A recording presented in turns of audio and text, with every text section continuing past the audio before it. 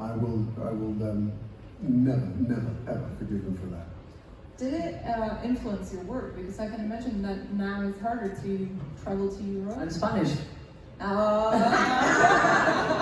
But I will say when Brexit happened, they literally tried to fuck me, and I was born in England. I paid my taxes there, and they had to pick a date.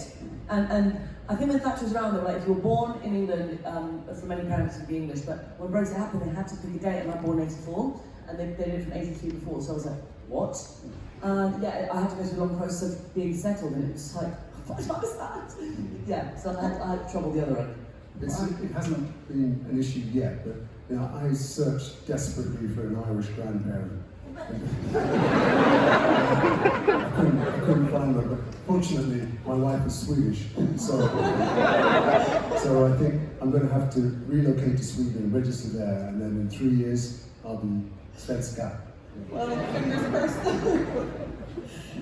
So you both are involved a lot in charity. Natalia, you actually have support the project Orchid? Orchid, yeah, the charity, which is it's a kind of worldwide charity that's trying to stop FGC, female genital cutting, everywhere. I heard you talk about it recently, and you mentioned that the whole thing is now renamed as cutting. Yeah, because it used to be called the female genital mutilation.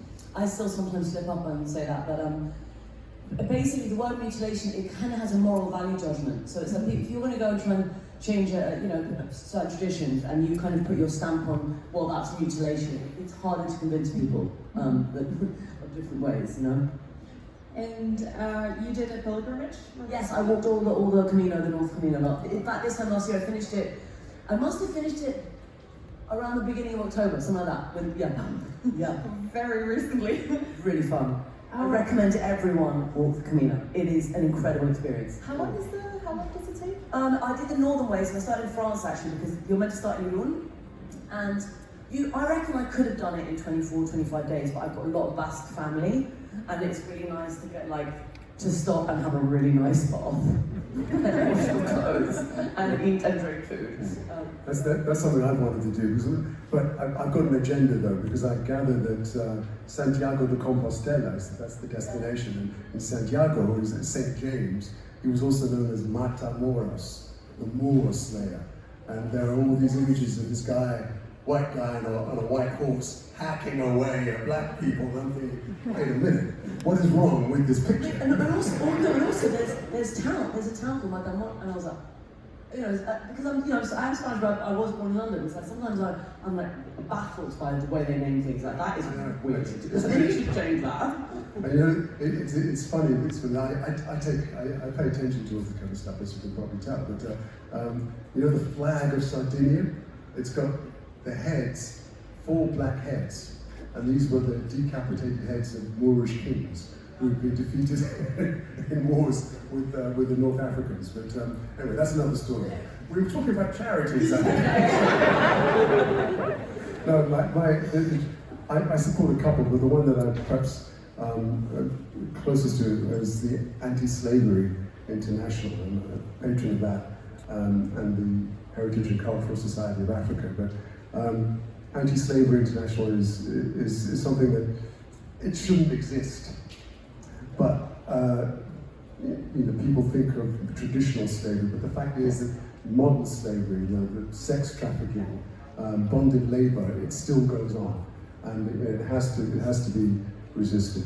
And I'm very pleased to be part of a documentary series called 1,000 Years a Slave, which David Olusoga has executive produced, and I was asked to be in the segment that was filmed in Ghana, where I found out, by the way, about an ancestor of mine who was a philosopher in Germany in the 18th century, taken as a child from Ghana to what's now Germany, well, it was Prussia at the time.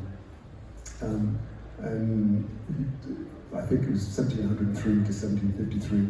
His name was Anton Wilhelm Amo, and if you go to Berlin, there's a street now named after him. Oh wow! They changed the name of the street from Mohrenstrasse, Street of the Moors, there you go. to Anton Wilhelm Amo Strasse. Oh, it's like it's well because I partly live in Poland, and one of the things in Poland is like they defeated Turkish invasion, and like loads of stuff is exactly about like like down with Turks. And Well, but that's where the legend of Count Dracula comes from. He was Vlad the Impaler. Didn't he impale all those Turkish invaders and who were trying to get into? And they stopped them at the Battle of. He stopped them getting to Vienna. I can't remember the name of the battle. It was a 17th century battle. Who knows? Anybody here know? You're all ignorant. pretty sure Wikipedia will know. So I've got a bunch of questions from the audience. The top one here from the audience is to Natalie. Can you please say your famous line from Harry Potter? Don't call me Nymphadora. Don't call me Nymphadora.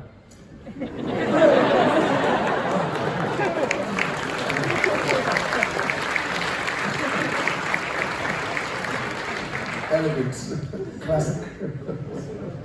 People loved it. Amazing. Also, there is a question from Hugh. Do you know how your story as Captain Hanukkah ended? I know how I'd like it to end.